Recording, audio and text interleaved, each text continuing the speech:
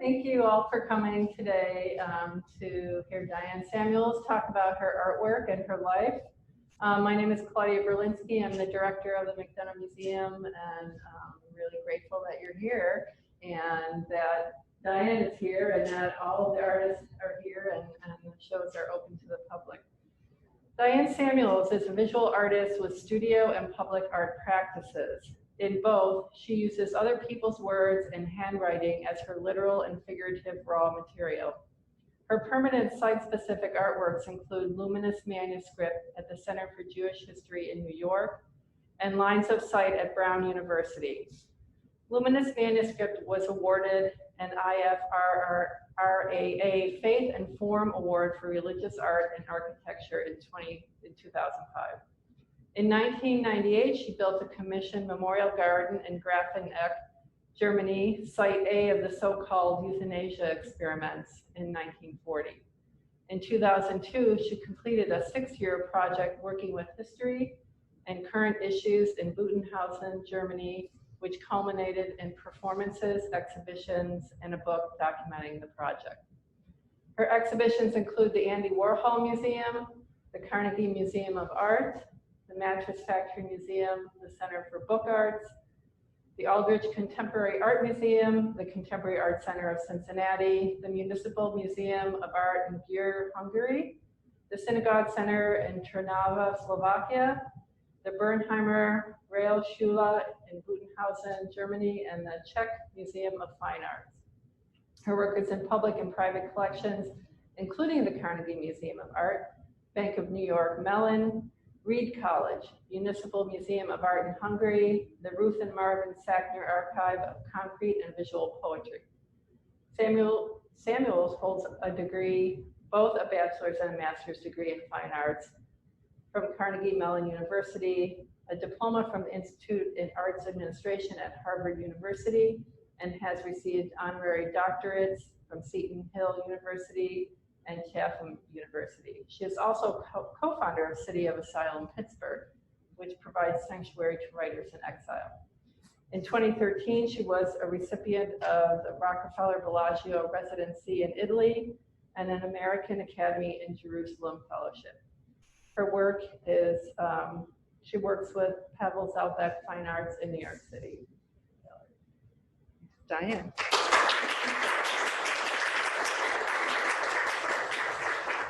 Claudia, thank you so much. Thank you so much for coming, and thank you for my friends who drove from various places to come, many of whom have seen my work in my studio many times. So thank you for all for being here. I'm going to start, and the picture I have up is the image I look at every morning when I get out of bed. I open the blinds by my bed and I stand up, put on my glasses, and I look at this tree. And I take a few breaths, and then I look closer and closer. And the tree is filled with birds on most mornings. And I love the fact that it looks like one thing from a distance, and I'm at the same distance, but the more I look, the more I see. And often there are birds that sort of jump out of the trees and others that fly in. And so it's a really kind of a rich way to start the day for me, looking closer and closer and paying attention. When I was in 7th grade, I had a geology teacher who took the entire class to a park. And he had us each stake out a square foot of earth in the park. We had to bring our notebooks, and we had to sit for an hour and write down everything we saw in that square foot of earth. And you can just imagine a group of 7th graders sitting still for that long. And I thought, this is going to be the most boring hour of my life. And then I realized that square foot of earth was just packed with life. There were little bugs and stones and lots of different colors and textures. And there was so much happening right in front of me. This is where I live in Pittsburgh. It's Sampsonia Way. It's an alley that's 828 feet long by 21 feet wide. I've lived there since 1979, and I live in the house that's the brick, sort of in the middle where the tree is extending out.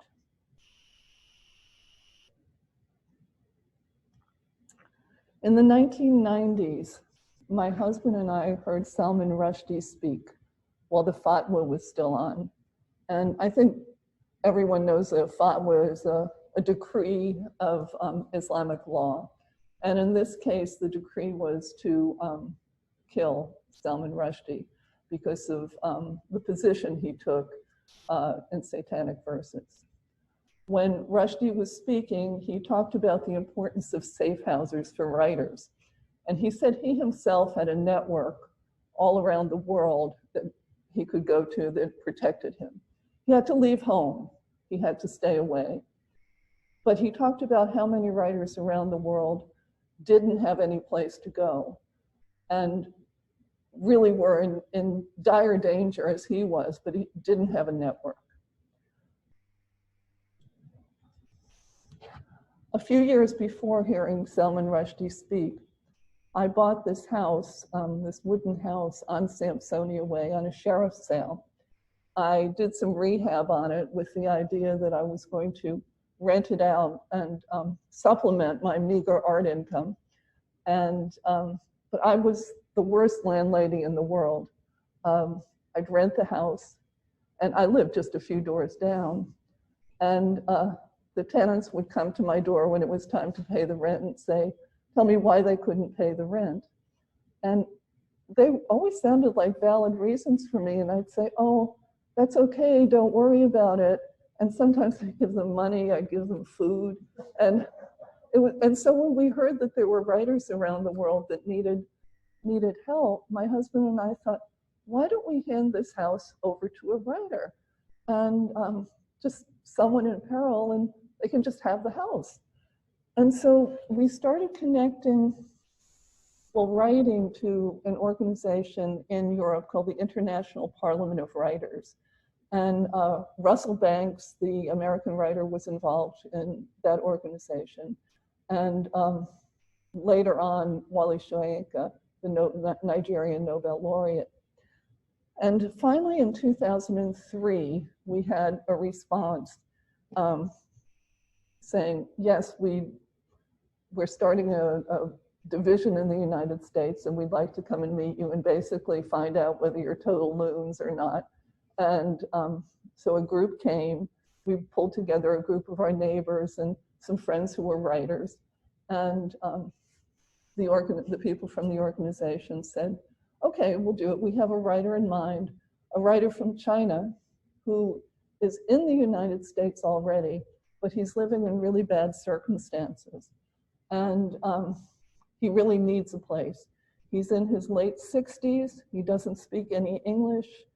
He was in jail in China for 12 years, 7 times for 12 years, brutally tortured. And for writing poetry, that once we read the translations of the poetry, it was hard to understand, especially in the beginning when we started this, why a government would object to some of the poetry that he was writing. It had to do with individual expression. And so Wang Zhan and his wife Zhang Ling came. And as soon as he arrived, he told us through his wife Zhang Ling, who did speak some English, that he'd like to carve his poetry on the mountains flanking the rivers of Pittsburgh, because he was so happy to be welcome to a city, welcome to a place where he could present his work and wouldn't get thrown in jail. And I said, it's a great idea, but it might be a little difficult and take time to go through all of the governmental things to carve your poetry in mountains in the city of Pittsburgh. Would you consider putting an anthology on the face of your house? So the second day he was here, we set up a scaffolding. He was ready the first day, actually. And he started painting an anthology of his poems in grass-style calligraphy.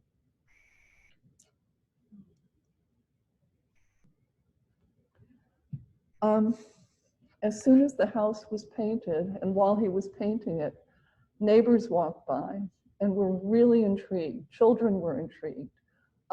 Children who didn't recognize that there were other writing systems. And we had a lot of questions because we were out there on the base, at the base of the scaffolding while Wanshan was working. And so he was trying to figure out a way to make a home in a place that wasn't his home. When he finished the house, we closed our 828 feet long alley and invited neighbors and friends, and he read the house. He called the house Dream Nest. Again, the idea of making a home, finding a place. Within probably 2 weeks of the time Wanshan and Zhangling were in our neighborhood, they met more neighbors. This was in 2004 that they arrived. They met more neighbors than we had met since living there in 1979. They were introducing us to people who we had seen but whose names we didn't know. They were being invited to barbecues and birthday parties, to go to the symphony, to just sit in backyards and have a glass of wine. And all of a sudden, this idea of another culture, another way of looking at life, someone who's really different, was completely embraced by our community.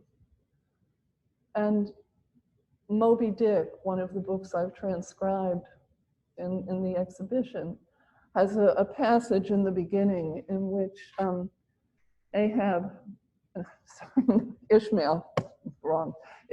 has to share a room with Queequeg at the Spouter Inn before they go off to sea. And Ishmael is terrified. He's terrified because Queequeg looks different. He doesn't speak the same language. He's tattooed, and he's worshiping a deity that's unfamiliar to Ishmael. And the evening starts with Ishmael being terrified.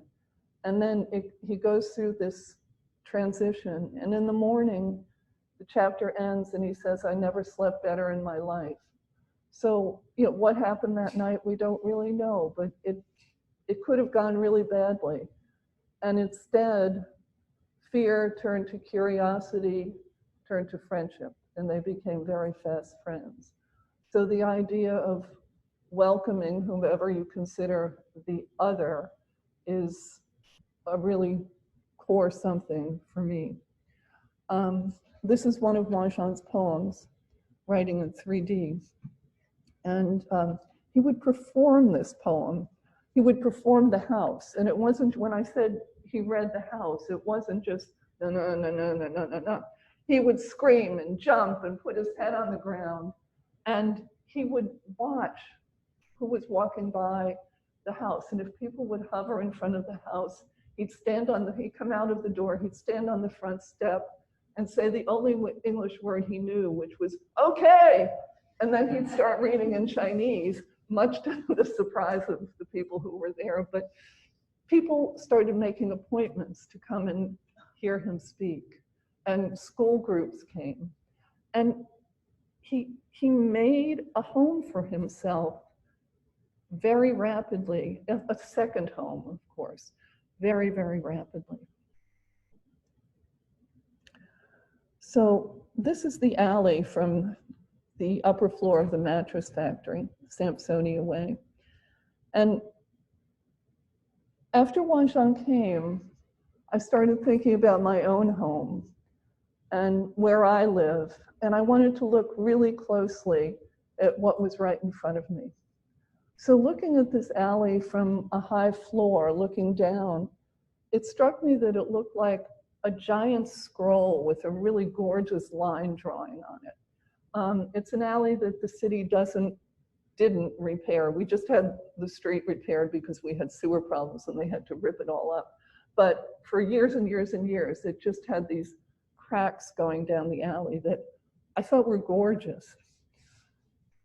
So inspired by Wanshan, I thought I wanted to gild a crack in the alley. And so I took paint and I spent a couple of days and just painted one crack from the beginning to end of the alley. And I met a lot of my neighbors who walked by. As you see, there were no sidewalks on the street, so people walk on the street. So I met a lot of neighbors, and I got to know people in my home who I started to meet through Wanshan, and then got to know a little bit more by being out.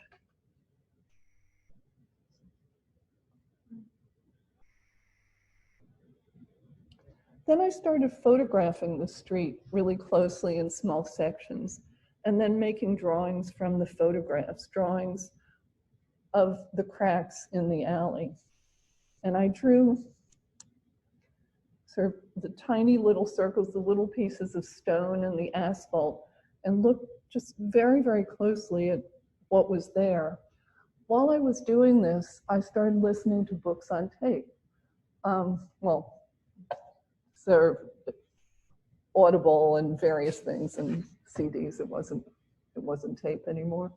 But as I was doing this group of drawings, and it went on for a few years, I thought more and more, why am I just listening to these books? I love to read. And I'm not a scholar. I'm not some person who can do a big analysis of literature, but I just love to read. I thought, why don't I do something more directly with the text? So I decided I would transcribe books. And the first book I transcribed was the Odyssey, the classic coming home story, because I've been thinking a lot about home. And then did Walt Whitman's Leaves of Grass, and then Salman Rushdie's Midnight's Children.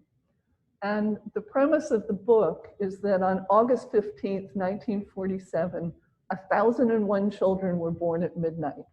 And that date is the date of independence from British rule. And it's the date of partition, so separation of India and Pakistan, the Muslim and non-Muslim divisions. And I divided the book into 1,001 parts of 207 or 208 words each, and wrote each of the parts on a little piece of paper that was handmade in India, and turned it into a map of India. And so you can see that's right before I wrote out the 1,001, the end, and then added the Rushdie. Gertrude Stein was born just a few blocks from where I live. And you know, there's a house on Beach Avenue that has a plaque on it that says Gertrude Stein was born here. And so I walked by that house, and I wanted to read Gertrude Stein. I had read Gertrude Stein a fair amount, and I never really understood her.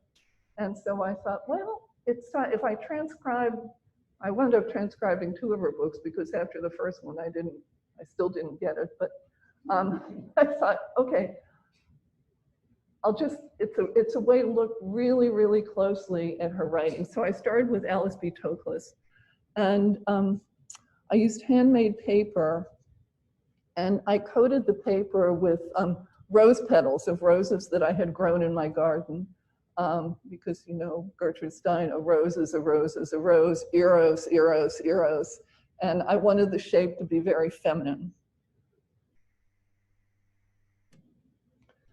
You can see there's purple text in between where it says free this evening, in between the redder text.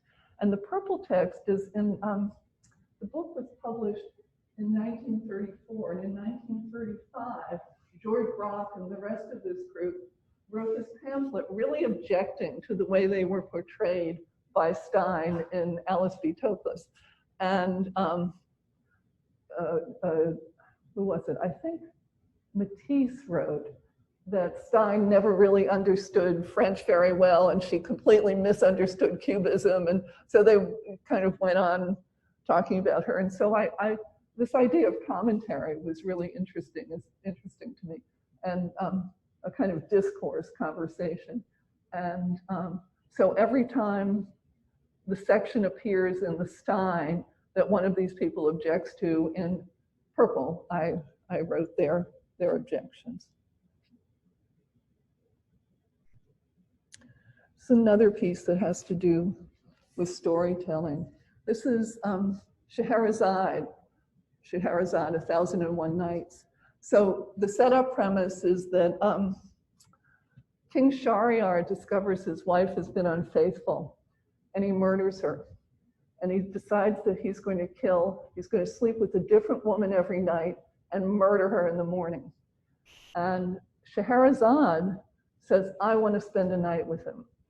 And you can imagine what her family and friends said when she made that declaration.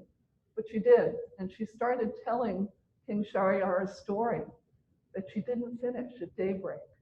And he really wanted to hear the end of the story. So he didn't kill her that day just because he wanted to hear the end of the story. And so she finished in the middle of the night and started another story that she didn't finish at daybreak. So supposedly for 1001 nights, she told stories and didn't get murdered. And so this is a woman who saved her life by storytelling.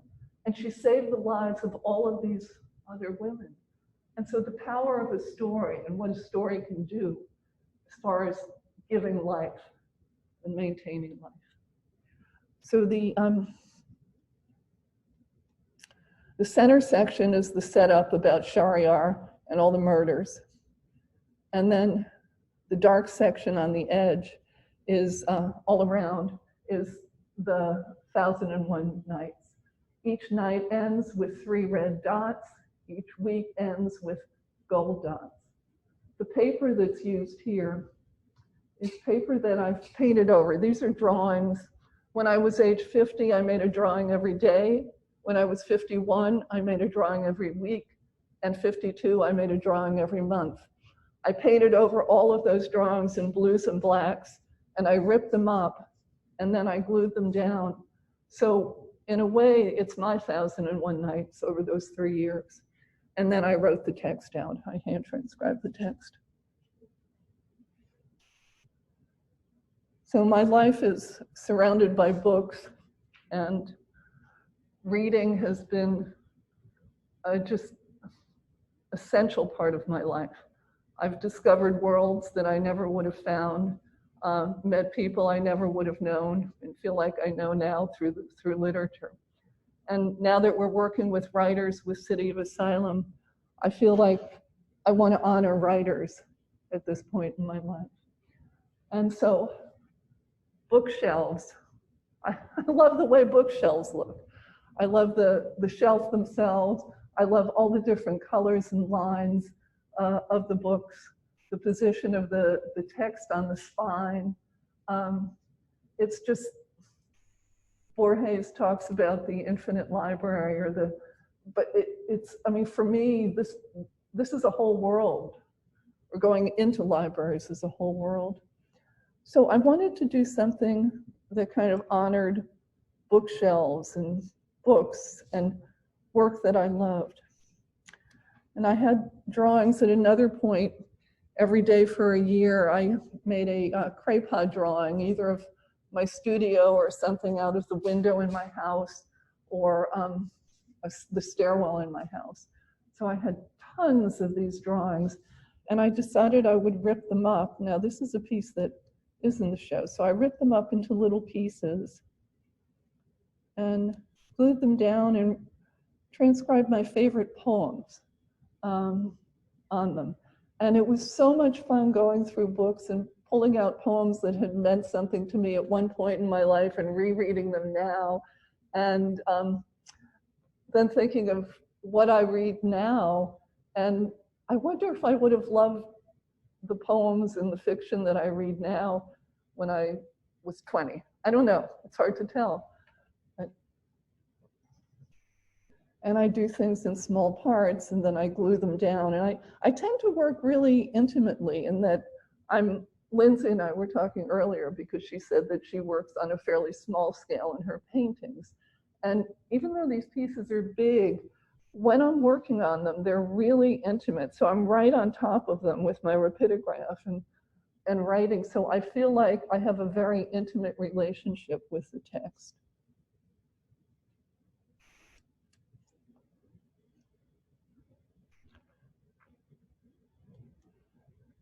Oh, here's how I spent the pandemic. I started by reading really depressing books about, about pandemics and plagues and diseases. And I decided I wanted to do something with Camus' The Plague. And there was so much going on with statues and memorials and naming at the time, still is, of who should be honored, who should be named, who shouldn't be honored. And so I thought, well, okay, Camus. And then a friend said to me, you know, Frantz Fanon and Camus really disagreed with one another about colonialism. And Frantz Fanon in A Dying Colonialism has an essay where he talks about colonialism and medical treatment and unequal medical treatment in colonial societies and lack of trust of medicine in colonial societies and who has the power. And so I thought, okay, it'd be kind of interesting to have commentary with Camus.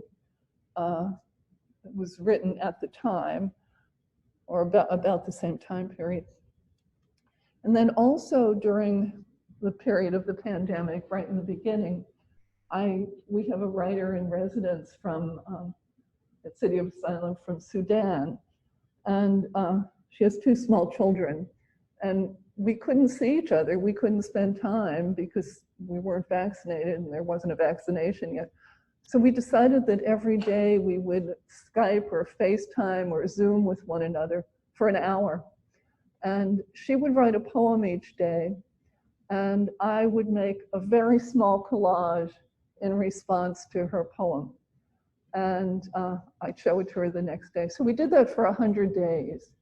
And the poems she wrote, she would read to me, she'd write them in Arabic, read them to me in Arabic, and then do a very, very loose translation into English. And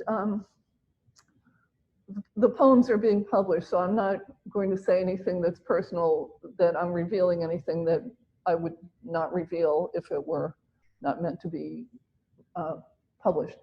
But she talked a lot about being in exile, isolation during the pandemic, fears and worries about family far away, female genital mutilation, what it's like to be a mother, language issues. These poems they're extraordinary. And we've now gotten a translator, and she's a professional translator, and we're hoping they'll be published soon. But anyway, I wanted to do something with her poems because these were pandemic poems. She wrote them during this period.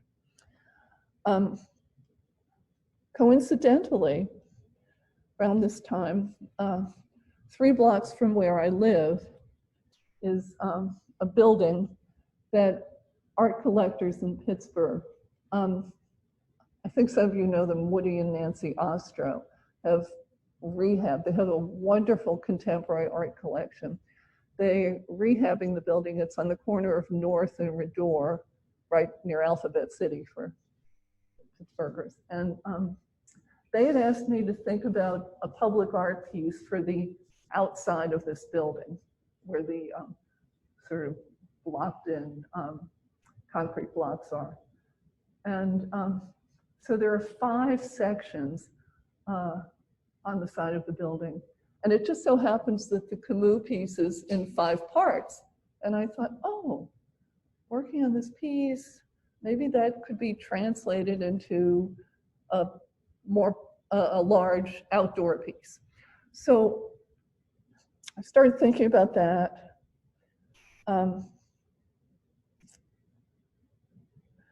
Then I was looking at a map of Oran, Algeria, which is where the Camus the plague takes place. And I thought, oh, that's kind of an interesting shape to the map. And I wonder what would happen if I superimpose that shape onto the site. And then I started thinking about colors and what would that be like.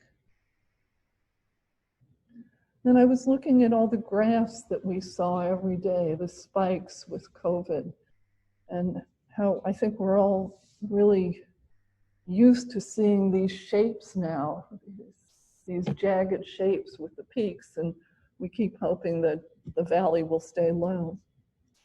So I wondered what would happen if I did something with a graph on there. So I started painting over drawings in my studio, old drawings. You can see the gray flat files in the back there, and they're filled with drawings that I've made over the years. So I'm just, if I can't paint on the front, I paint on the back and rip them into pieces. And I'm trying to learn a new palette. This is not a palette that I've worked with before, and so testing all these colors and seeing what I like and what I don't like. And I decided I would make a piece that was essentially half size, 50% of what the outdoor site was on that building. So started painting and gluing down, and then transcribing each text. And so you can see the plague there. And what I do is I transcribe, in this case, onto Gampi paper, which is a really, really fine Japanese paper, and work with a rapidograph.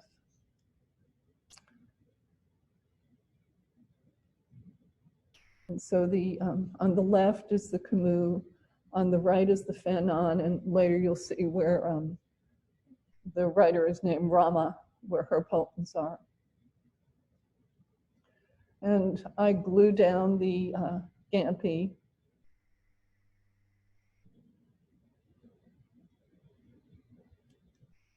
The other thing that struck me, I didn't realize this was as out of focus as it is, I apologize. But yeah, we're up to 700,000 plus now. But I started thinking about those numbers and how to grasp numbers, which it's impossible, but I wanted to do something, so I added tally marks, where you make 4 marks and then the cross across. And I did column dividers with the tally marks.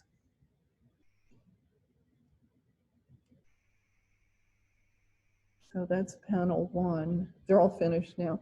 And so the tally marks are all across the bottom. It's hard to see on here. But each panel is in the half scale. It's 84 inches wide. And so they're going to be 168 inches wide when it gets blown up. But each panel, I can make 20,000 tally marks. So tiny, tiny lines. So in the piece, I have less than 100,000 marks. And to make 20,000 tally marks takes me about 30 hours. So just imagining 700,000 is just, it's beyond, anyway, I don't have to say beyond comprehension. And now I'm working with a fabricator in Germany, and they're going to fabricate this in glass, and they've been sending samples. I don't have a sample of the text yet, but this is what they're thinking about for just a sample of the background. And then I just wanted to end with my home. These are my neighbors. This is Sampsonia Way, and this is where I live. And that's the end of my talk, and I'm happy to take questions. So, thank you.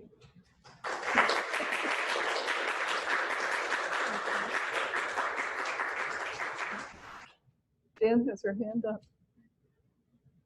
I have a question. When you're working in your studio and you are so post-focused, are you listening to anything? No, no. I read, I have the text and I read it out loud. And I try to read a full sentence. It's not always possible. And then I transcribe it and I say the sentence out loud. And part of it is a memory test at my age just to see how much I can remember. And then I check it. And sometimes I audio record and then I layer all the pages together. But no, I can't listen to anything. I just have to be in the book. Yeah. First of all, I wanted to say how much I enjoyed your exhibition. Oh, thank you. I was an English major, so I was really excited about seeing, our literature depicted in art, and I read the overstory twice. All right, my favorite book. Midnight's Children is one of my favorite books in the whole Oh my world. gosh. That's not my question. So anyway, when you use your drawings and tear them up, what is your thought process in that? Is it just repurposing drawings that you no longer want? I understand that that's putting some of you, behind the scenes when we talk about what you see underneath everything. But is there any cathartic process to that, or what's in your head? I think To me, it seems sort of destructive as well as that there's a destructive element to it as well as repurposing. well, a lot of the drawings were really important to me at one point in my life, and they were very useful, and I don't really need them anymore. And I think there's something about, I just turned 73, and there's something about age and looking at all these things that I've made and thinking, well, why buy more paper? I have all this paper here, and these drawings were useful, but in one way, but they can be really useful now in another way. And it's interesting that you say destructive. I see why you say that, but I haven't thought of it that way. But yeah, it somehow feels right. And also because I'm experimenting with color, I don't feel that, oh, I've bought a $15 piece of paper, and if I put the color down and I don't like it, I've ruined this gorgeous piece of paper. But which I guess I could still keep painting over it, which is what I do with the drawings, but it's not, I don't, it's a little bit of, it's recycling too. Yes. And I was doing that before I read the overstory, but after reading the overstory, I thought, oh, I can never buy a piece of paper again. Thank you. Sure. Diane. Romeo and Juliet is new to me.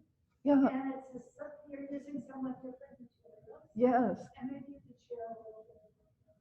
Yeah, well, that wasn't recycled paper. It was Gamby paper that I had on a roll, so I didn't buy a new roll of Gamby. But so Romeo and Juliet, you can see that on the back side there's writing on Romeo and Juliet. So what that is well, it's two things on the underside. I traced 100 love letters that my husband wrote to me over the years. And he sends me postcards that if you just read what's written on the back of Romeo and Juliet, you'd think, why is this a love letter? But it has something to do with the picture on the front and this kind of secret code we have with each other. So I traced his handwriting of the 100 cards on the back of each act has, I guess, 20, yeah, whatever. And then on the side of the back, I traced a letter that my grandfather wrote to my parents. And when my parents married each other, both families objected. One side of the family objected to the point where they held a funeral service for my father. And they just wanted to have nothing to do with him, and he was dead. And my mother's family also objected. But then after they'd been married a couple of years, my grandfather on my mother's side wrote a letter and said, I apologize. I'm really sorry. I was wrong. Welcome home. We shouldn't have behaved the way we did. And we want you to be part of our lives. And he uses the word welcome home.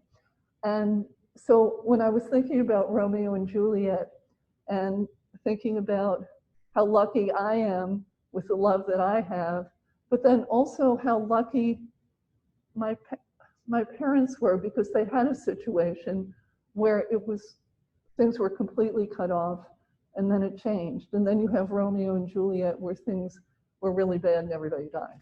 So that's... Oh, that's where people get killed, where someone is killed in Romeo and Juliet. Yeah, that's... How many of you have read the Overstory? All right. Yeah, John. How many rapidograph points have you gone through in any one of these pieces? Oh, well, with and the... maybe other people don't understand what a rapidograph Yeah. is. Yeah, yeah. A rapidograph it's an architectural tool that was used before people did CAD drawings. So it's basically a pen where the nib doesn't have an angle on it. So it makes a straight line, not a line with any dimension. But you still have to use it to make that straight line. You have to. That's a trick in itself. And you can fill it with any color that you want. But it's you can get them in a really, really, really fine point. And they do get clogged up a lot. And so, well, for the Camus piece, I only use one rapidograph. Yeah, I know. But for some of them, I think the Gertrude Stein, the Alice B, I think maybe I went through 4 or 5. But I clean them, and then I have one of those ultrasonic shaky things that gets the ink. In essence, it's like the needle of a syringe with a wire going through it with a weight that lets the wire that's inside the syringe has to kind of bounce across your paper. Yeah, that's a better explanation. Yeah, that's it exactly. Yeah, and if you take it apart and you take the wire out of the point, you can't get the wire back in because it's so tiny and it just folds up. I can't believe how much mileage on it. Yeah, I was surprised on that one also. So. But John's a printmaker, and you do really, really fine lines in sgraffito, right? No, but how many points do you sharpen the tools? I sharp, yes. Yeah. I sharpen. Yeah. Karen, Claudia. Would you please say a few words about the other pieces as well in this system? Sure. Yeah, the Moby Dick, that was my motivation, sort of that early, the Spouter Inn and also Moby Dick is my husband's favorite book in the world, and I had read it before I met Henry. Is my husband, so okay, and it didn't really work for me. I thought, oh, this is a boy's book. It's just women, they're at sea. It goes on and on and on. And then when I met Henry, I thought I should give it another try. So I read it again, and he told me some of the reasons he liked it, so I knew what to look for, and that was helpful. But I still wasn't quite. I wasn't 100% there. So I thought, okay, that's the book I'm going to transcribe, because this is a person who means a lot to me, and this book means a lot to him. So if I transcribe it, I'm going to get it more. And I did. I did. And then because with transcription, I have to write really slowly. So it's unlike reading, where I can read some sections rapidly and sort of skip over some sections and go, oh no, more whales, I can't deal with it. But when I'm transcribing it, I have to pay attention to every word in every page. And so I wound up really loving it and loving those lists and the descriptions. But when I was just reading it, I didn't get it. And then the overstory seemed like, well, Claudia and I were talking about it, it seemed like a parallel to Moby Dick, because Moby Dick is the confrontation of man and nature, and man's trying to control nature, the whale, and is trying to take revenge on this giant whale that can't be controlled by human nature. And then in the overstory, it's man trying to take control over trees and over nature. So one is land and one is sea. So it seemed like a really good balance. And I just love the overstory. I just love that book so much. And what else? In the bookshelf you saw in here, and just with poems that I love. Romeo and Juliet, and then it's the print, right? The print is that's a little new for me. There's a writer from Zimbabwe who is no longer living, but he was part of City of Asylum, and I met him at a conference, and he read this poem, and it's I hope I say this correctly.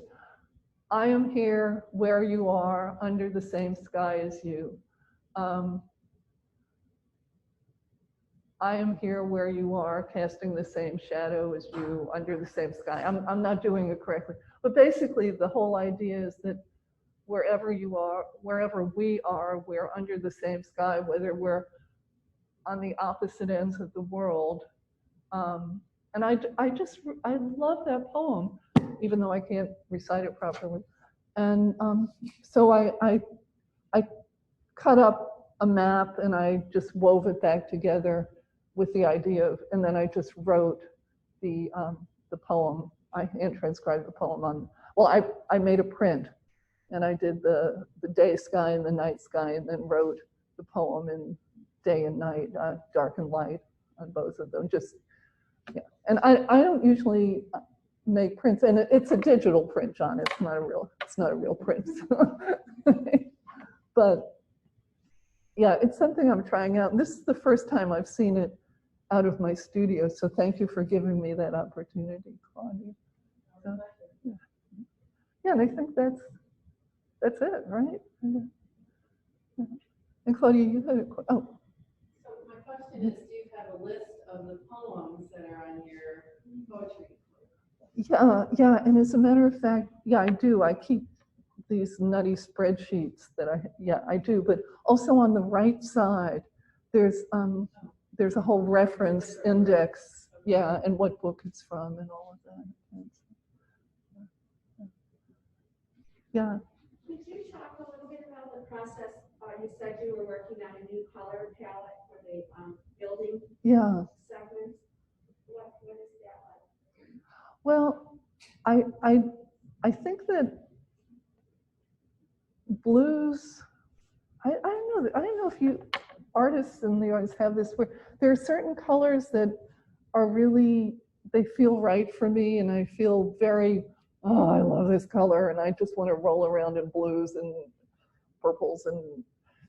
But when I did the Richard Powers piece, I wanted to use kind of bark colors and tree colors, and I really had to push myself because I couldn't, I'm not familiar with that, and it took me a while to understand what I liked together and what I didn't. And the same with the Camus, with the browns, and I looked at a lot of pictures of Northern Africa, and I wanted those colors in water, and so the water was blue, but the kind of more sand colors I just wasn't used to. So that's, and I don't know how I feel about it, but I just kept I kept trying. Jan? You mentioned the first writer that you have. And I think it might be interesting to some people here to understand where your earliest writer is and how many writers are now at the City of Asylum. Yeah. Well, the first the program is basically legally bringing the writer and their families out of the country, providing a furnished house, health insurance, a stipend, translation of their work into English, because repressive governments, if the writer can leave, they're hoping their voices will be silenced if there isn't a majority of readers in that language in the country that they're going to. And then also to figure out how writers can sustain themselves if they can stay in the United States and keep writing. And so our first writer, when he arrived, was in his late 60s, and his wife was considerably younger. And he's doing a lot of readings now, and he works with a painter.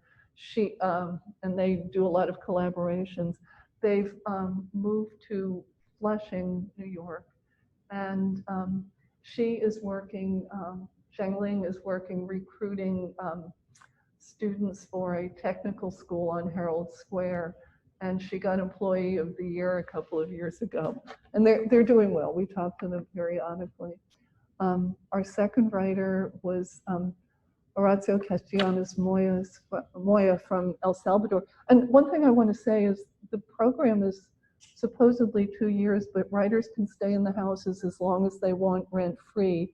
And it truly is our task to figure out how people can sustain themselves. So we're not going to kick someone out because basically we failed to figure out how they can sustain themselves. So our second writer from El Salvador is now teaching at Iowa in the writing program there.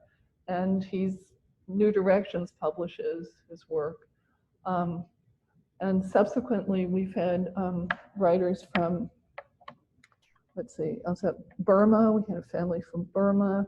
She's working for Radio Free Asia now in DC. Her kids are doing really well.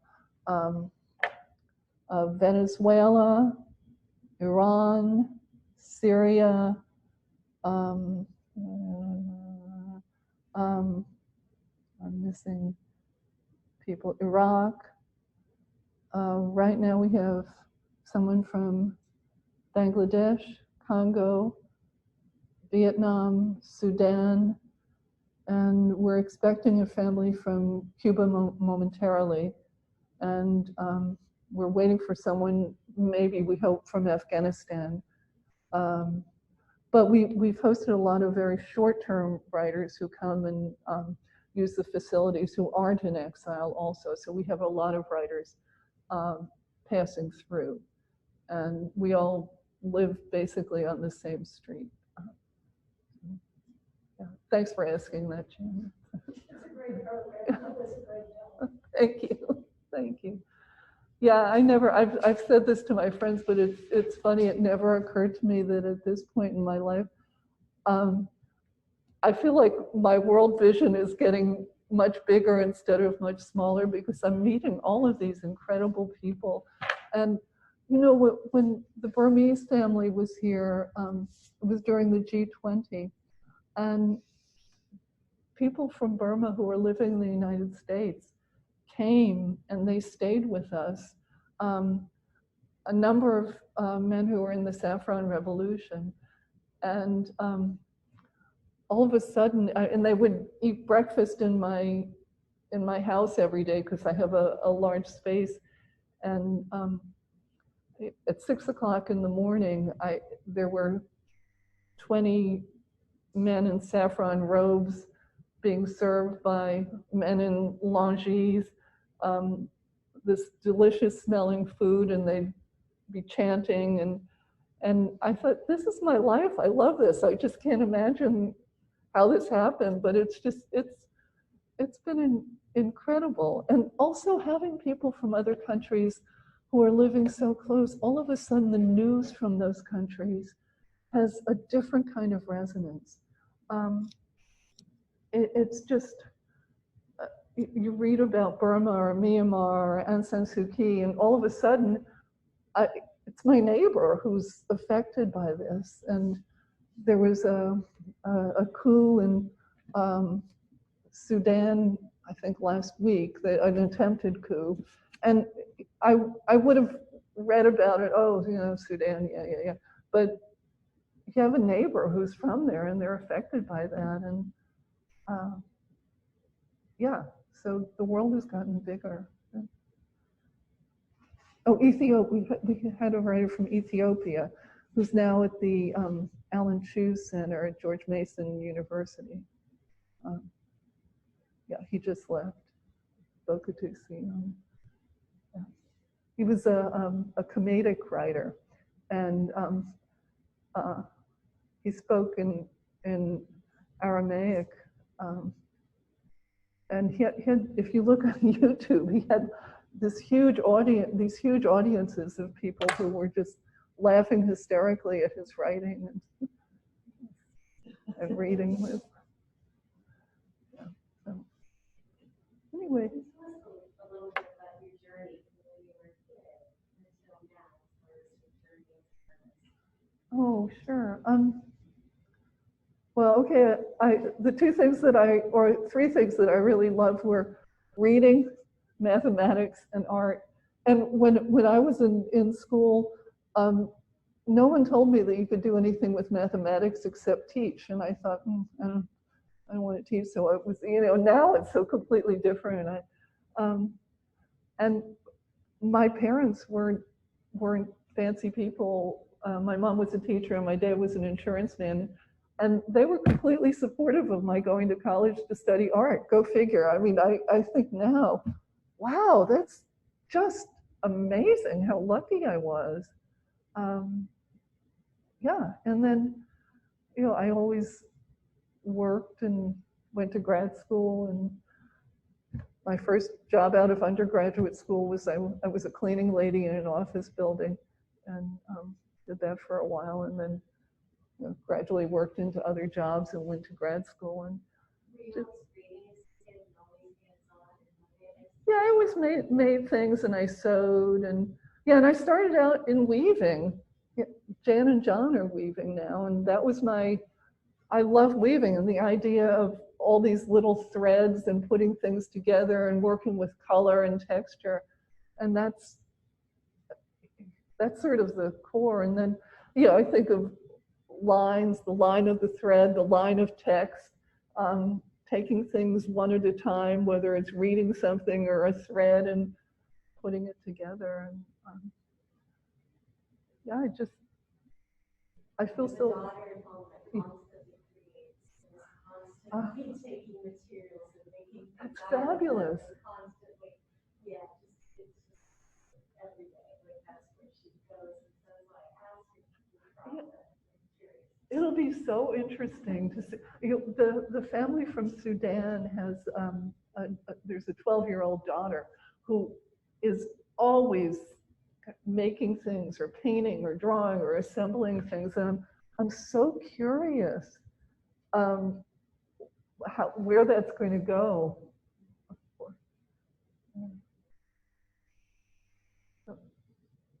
Final questions? Diane?